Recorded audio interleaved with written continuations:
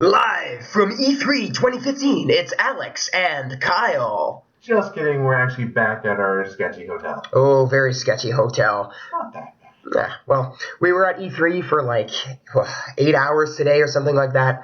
We're exhausted, but we're trying to come here with lots of energy to bring you an interesting impressions podcast of The Legend of Zelda Triforce Heroes.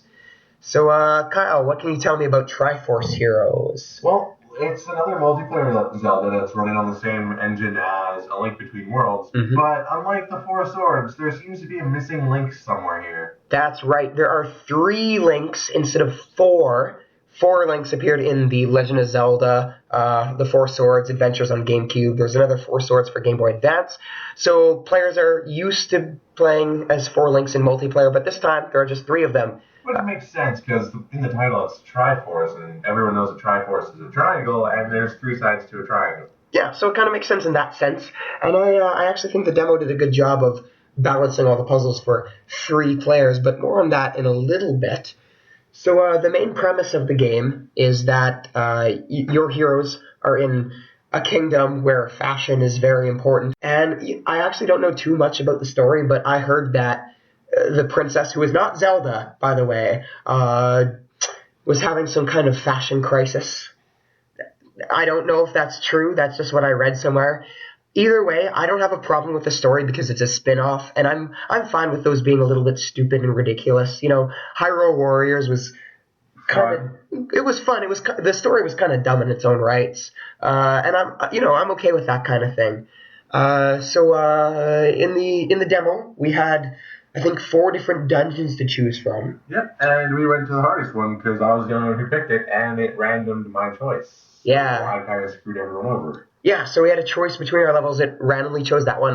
We're not sure how that stage selection process will work in the final game. We don't know if there's really an overarching like story or overworld or anything like that. But yeah, I randomly selected that level called the Volcano. So it dumped us into that. Before we got to play the level, we had to choose an outfit.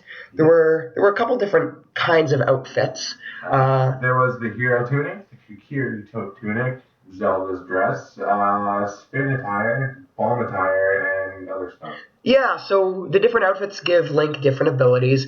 I know the spin attack one, of course, increased the range of his spin attack. I think it might have made it stronger too.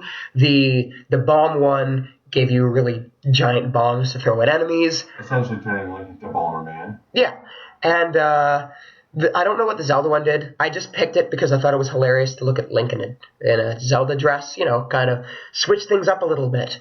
But from there, it dumped us into the level. There were 3 pedestals in front of us.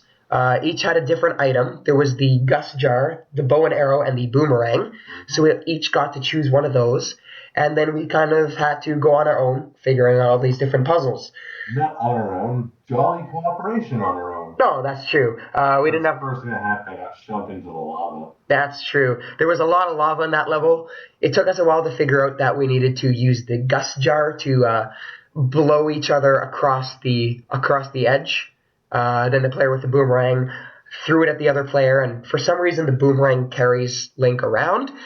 So we figured that out pretty quick, and we were on our way. We were running around obstacles. It actually seemed like it was pretty linear, as opposed to other Legend of Zelda dungeons where things are kind of a little bit more labyrinthian. I'm not sure if that's a word, but it was less like a maze. Yeah, it was less like a labyrinth and more like individual rooms with puzzles for us to solve in those rooms, wasn't it? Yeah, but it works for what they're doing with it. It does work really well. It wouldn't work as well if, you had all these players running around. Maybe it would. I don't know. I think it would be kind of neat to see, one player on like the second floor, one person on the first floor. And we don't know for sure that that's not going to happen, but it seemed like each of the levels in the demo were very linear in that sense. But there were some great puzzles in there. There were a couple where we needed to carry each other. I think it was called Totem Mode or something like that. Yeah. So Totem Time. Yeah, it said Totem Time on screen, which I thought was really weird, kind of funny. So what I did, I picked up Kyle, and then the other player picked up Kyle, who was carrying me. So there were 3 of us stacked on top of each other. I picked up you because you were already carrying me. Oh, that's right. So and we were able to use our ranged weapons to hit switches and things like that.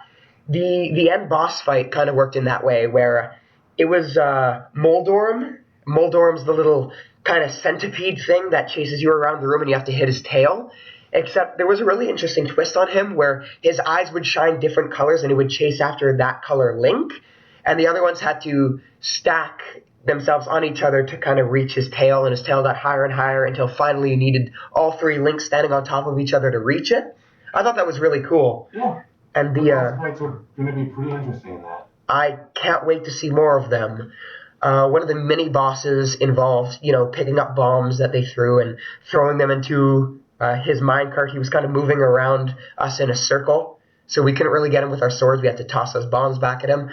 That one was a little bit different. There wasn't as much cooperation in that one. Ran around blowing hot air, literally, because volcano. And the gust jar. Yeah, it was pretty interesting.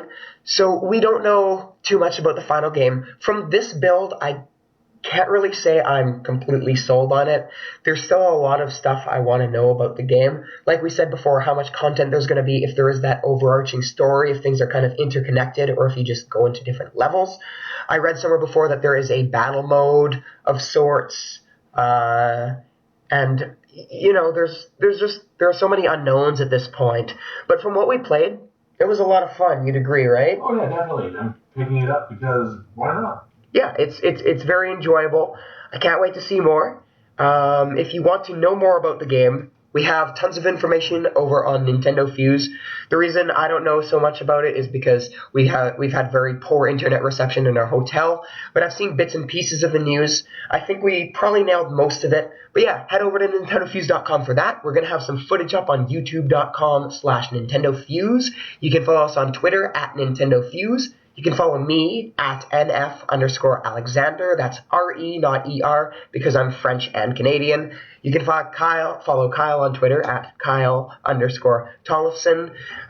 His name should appear on screen for you in case you don't know how to spell that. Anyways, stay tuned to those venues for some updates. Talk to you later.